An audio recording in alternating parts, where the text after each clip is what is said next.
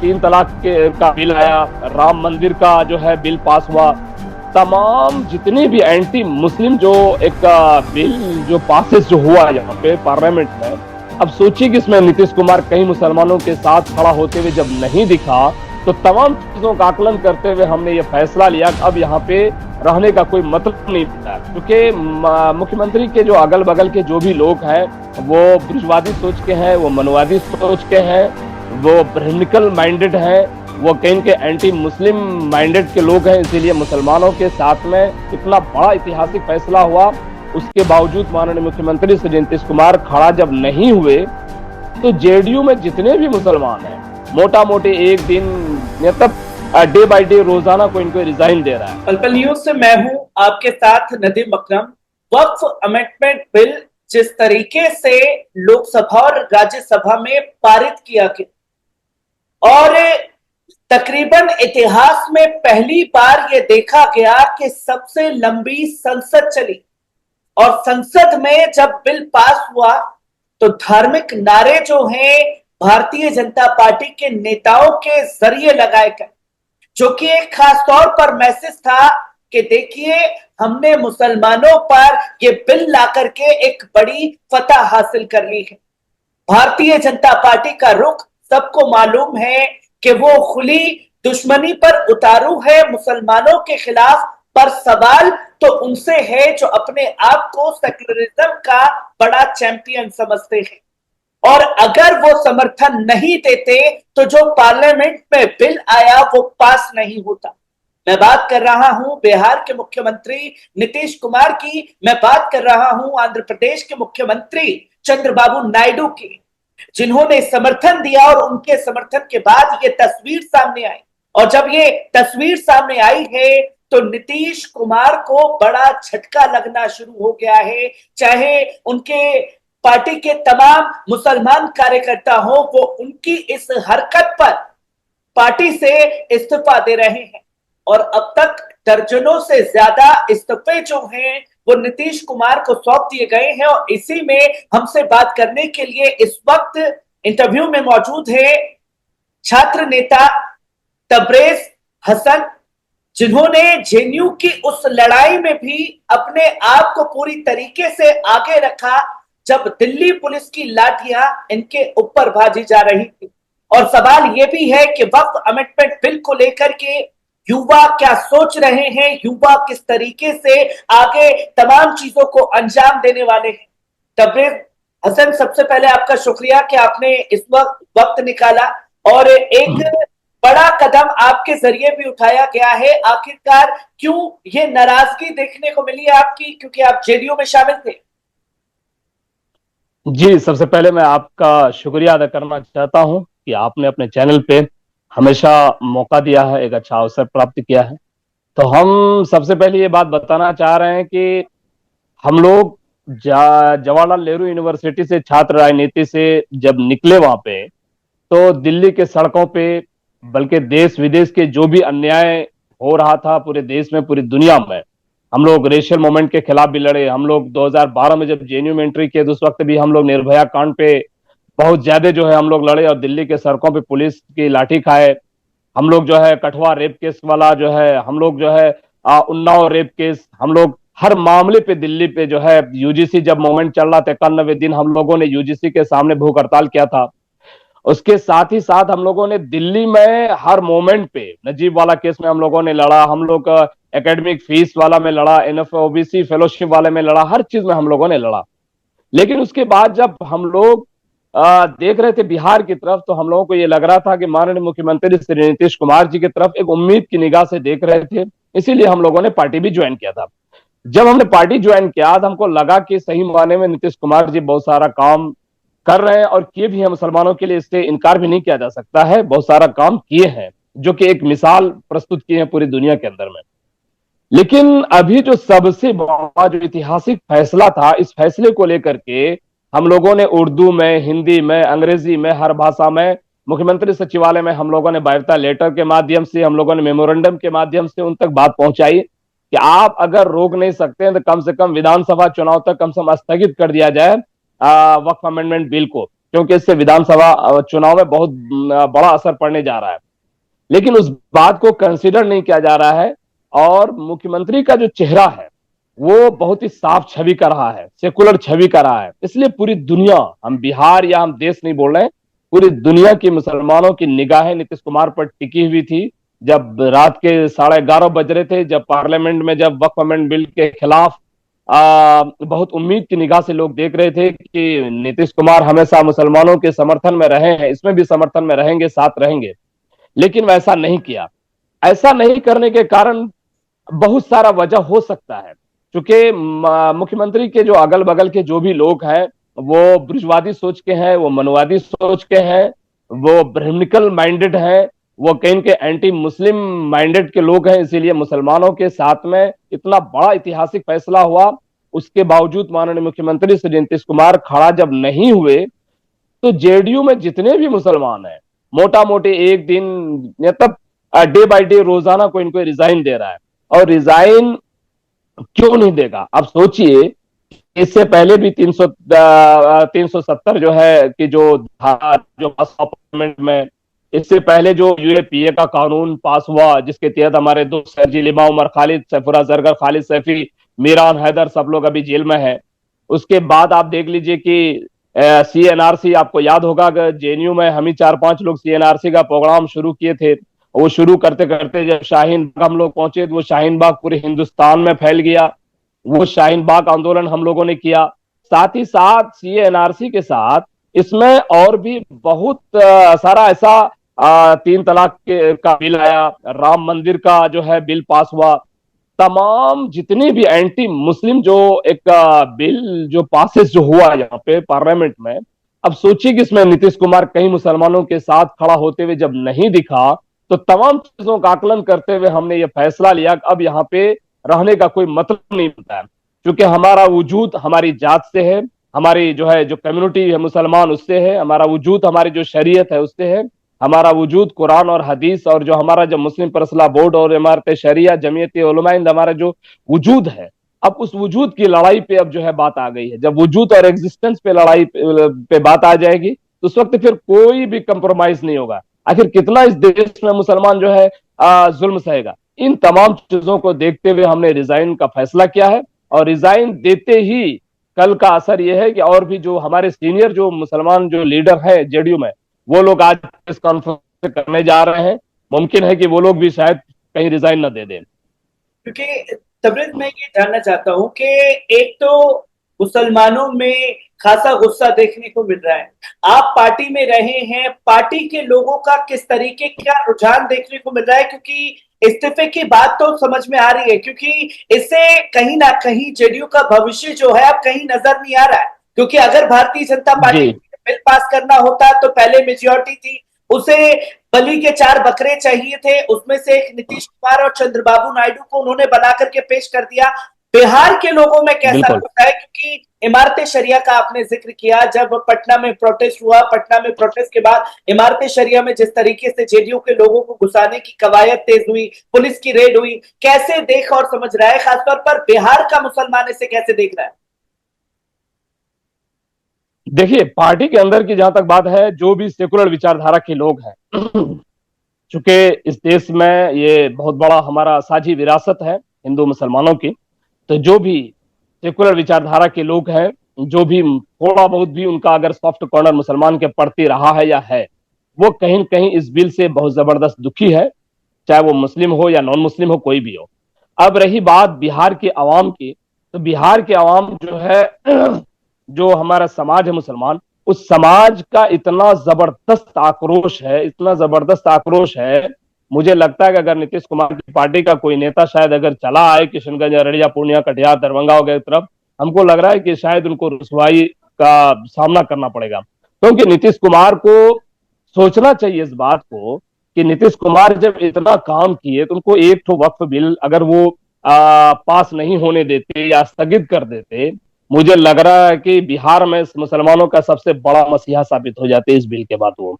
लेकिन मुख्यमंत्री जी को कहीं न कहीं जलील और रुसवा करने के लिए आरएसएस और भाजपा माइंडेड जो लोग हैं जेडीयू में भी, क्योंकि हर पार्टी में वैसे लोग हैं, संघी हैं, वो संघी मिजाज के जो लोग हैं, वो कहीं न कहीं नीतीश कुमार को जलील करना चाह रहा है और नीतीश कुमार को बहुत ही इसको विचार विमर्श करने के बाद ही कुछ फैसला लेना चाहिए था।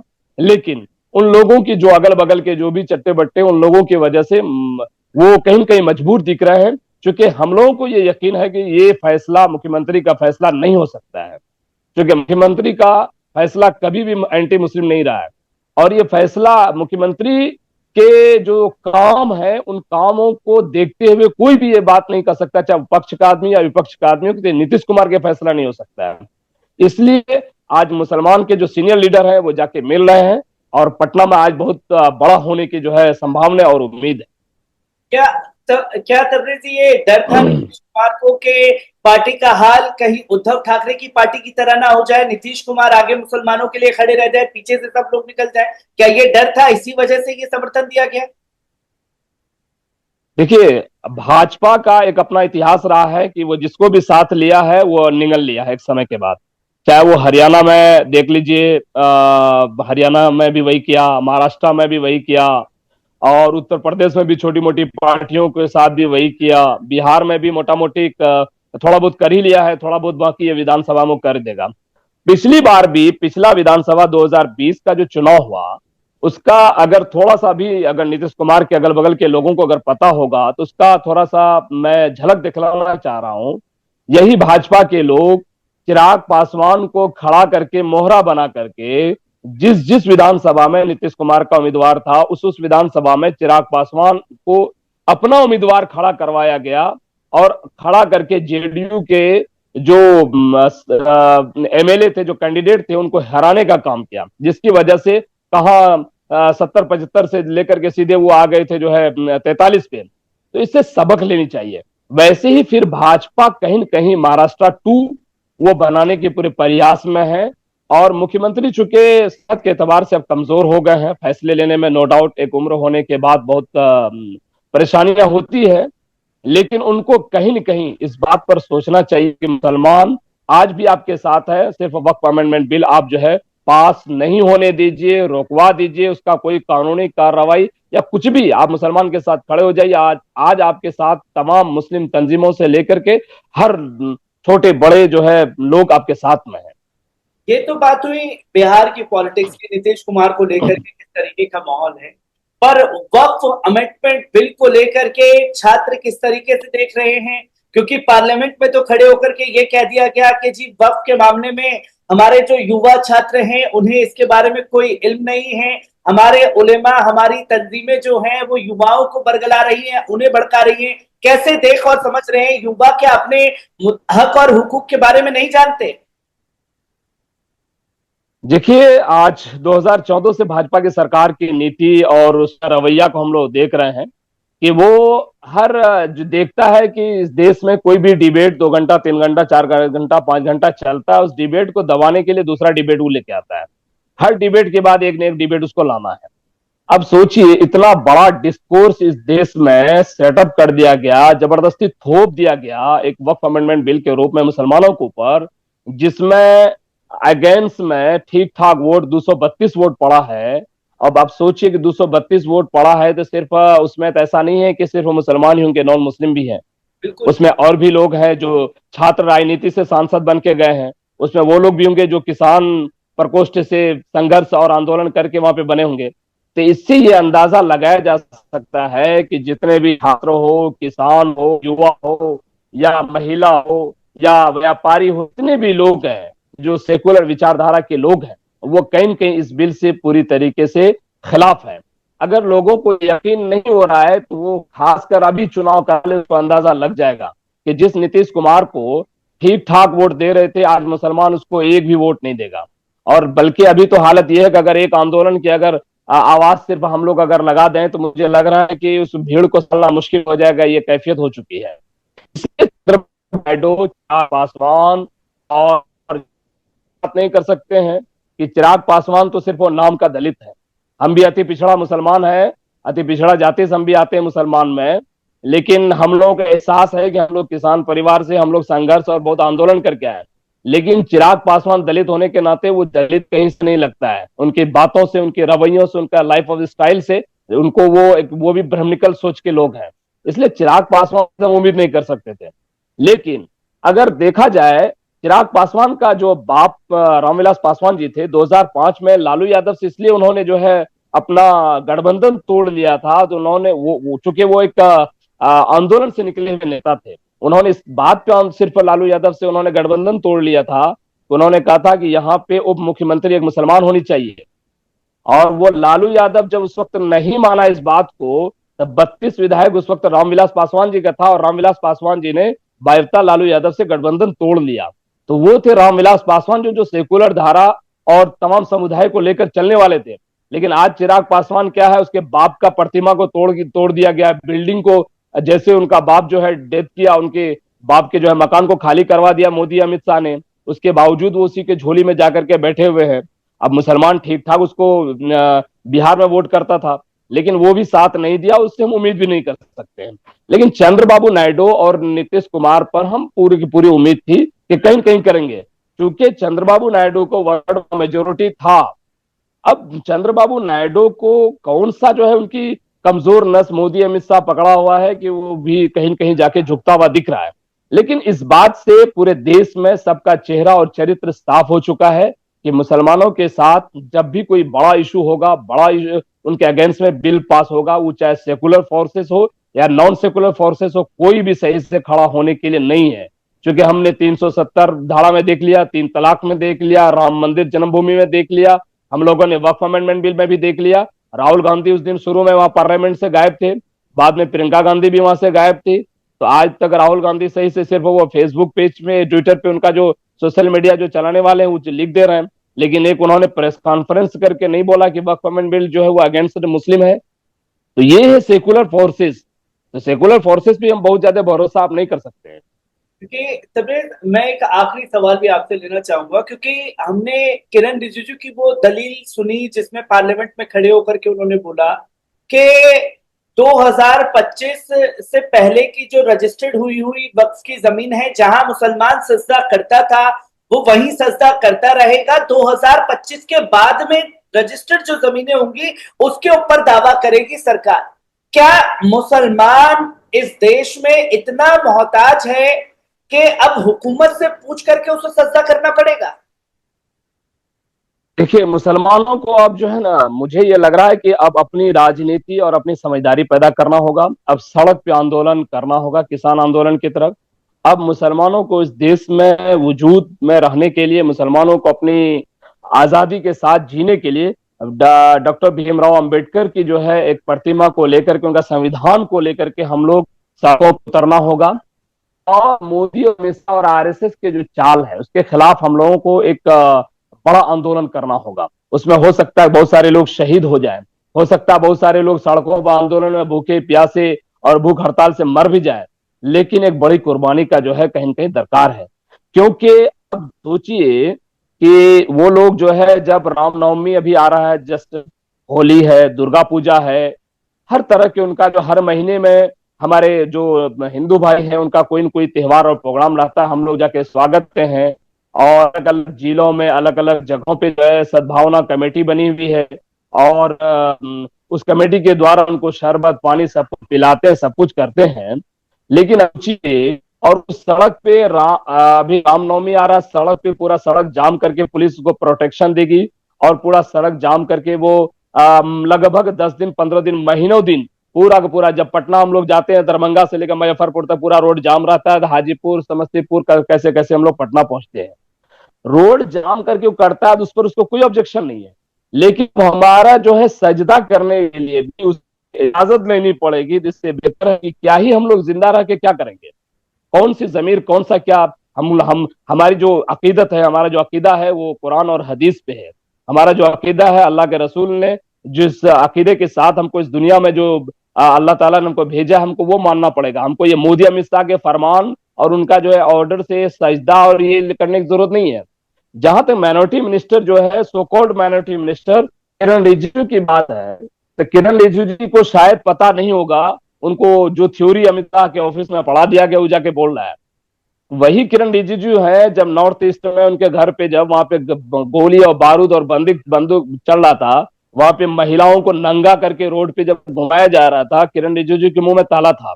उसी नॉर्थ ईस्ट में जब एरोम शर्मिला 16 साल से मुसलसल जब वहां पे भूख हड़ताल पे बैठा, तो किरण रिजिजू उस वक्त तो कुछ नहीं बोले। उसी नॉर्थ ईस्ट में उसी का अब सफा कानून जो लागू है, आर्म्स स्पेशल फोर्स एक्ट जो है, उसमें जो है किरण रिजिजू मुंह नहीं खोलेंगे। वो हमको आकर के बताएंगे आपको कहाँ सजदा करना है, कहाँ रुकू करना है, कहाँ आपको दुआए कुनूत पढ़ना है। उसको पता होनी चाहिए जो वक्फ की जो जमीन है, वो वक्फ की जमीन हमारे बाप दादाओं और पुरखों की है, उसके बाप की नहीं है, या मोदी और नरेंद्र मोदी अमित शाह के बाप की वो जमीन नहीं है। और वो जो अभी बता रहे हैं कि 2025 के बाद का जो रजिस्टर है, उसको वो बेसिकली क्या है, डाइवर्ट करना चाह रहा है। उनके जो है डिवाइड एंड डाइवर्ट पॉलिटिक्स है उनका, वो डाइवर्जन करना चाह रहा है। फॉर एग्जाम्पल, आज से 200-300 साल पहले की जो मस्जिद बनी हुई है, जिसका डॉक्यूमेंट किसी के पास नहीं था, अब जो है हम लोगों के पास कोई ऐसा मोदी तो नहीं है कि 1978 में जो है कंप्यूटर नहीं था, साइंस टेक्नोलॉजी नहीं था, उस वक्त भी वो जो है अपना सर्टिफिकेट बना लिया। तो हम लोगों को तो रियलिटी वाला जमाना में और जिंदगी में जीवन में जीना पड़ रहा है, इसलिए हम लोगों को वो डाइवर्ट करना चाह रहा है। अब जो मस्जिद की या जो दरगाह है, जो हमारा ईदगाह है, जो कब्रिस्तान है, 200-300 साल पहले वाला, उसमें अगर कागज डॉक्यूमेंटेशन नहीं वो तो डायरेक्ट छीन लेंगे। एक बात। दूसरी जो लास्ट बात हम पॉइंट करना चाह रहे हैं कि आखिर इस देश में हिंदू मजहब भी है, सिख मजहब भी है, ईसाई भी है, क्रिश्चियन भी है, मुसलमान भी है, सिख भी है, सारे लोग हैं। हम गुरुद्वारा जाते हैं, दिल्ली में हजारों बार गुरुद्वारा हम गए हैं, दिल्ली में अक्षरधाम मंदिर हम हजारों बार गए हुए हैं, गुजरात का बिरला मंदिर हम गए हुए हैं, हम जो है जयपुर का जो है वहां जो एक मंकी टेम्पल है वहां पे गए हुए हैं, हम मोटा मोटी हर जगह हम गए हुए हैं। क्रिश्चियन का हम जो है गए हुए चर्च हाउस। तो सवाल है कि आज तक तो हमने नहीं देखा कि सिख में गुरुद्वारा के अंदर कोई मुसलमान वहां पे बैठा हो। हम तो नहीं देखा वहां पे कोई अधिकारी जो है मुसलमान जो है अपॉइंटमेंट किया गया हो। हम तो जो है किसी मंदिर में अक्षरधाम में गए, टोटल गुजराती वहां पे काम कर रहा है। अक्षरधाम में तो आपको मोबाइल भी ले जाने की इजाजत नहीं है, और वहां पे हिंदू सिक्योरिटी और सारा कुछ रहता है। तो ये जो संस्था अलग अलग जो मजहब का इस देश में है, उसमें तो किसी दूसरे मजहब के लोगों का आपने अपॉइंटमेंट नहीं किया है। जब उसमें आपने अपॉइंटमेंट नहीं किया है, तो आपने एक मुसलमानों का जो खास वक्फ अमेंडमेंट बिल है, उसमें क्यों आप जो है किसी को घुसा रहे हैं? आपका घुसाने का मकसद है कि आपका नीयत में सरासर खोट है। वो प्रशासन को बैठा करके आप हमारी जो जमीन है वक्फ की, उसको लूटना चाह रहे हैं, उसको ब्लैकमेल करना चाह रहे हैं, क्योंकि आपको ये पता है कि इसको कैसे लूटा जाएगा, कैसे छीना जाएगा। इसलिए वो हमारे अगेंस्ट में जो एंटी मुसलमान है, एंटी महिला है, एंटी छात्र है, एंटी स्टूडेंट्स है, वो एंटी जो है इस देश में एंटी बिजनेसमैन है, वो एंटी सेकुलर फोर्सेस है। इसलिए हम उसका पुरजोर विरोध करते हैं। आने वाले विधानसभा में नीतीश कुमार को पुरजोर जवाब देंगे हम लोग।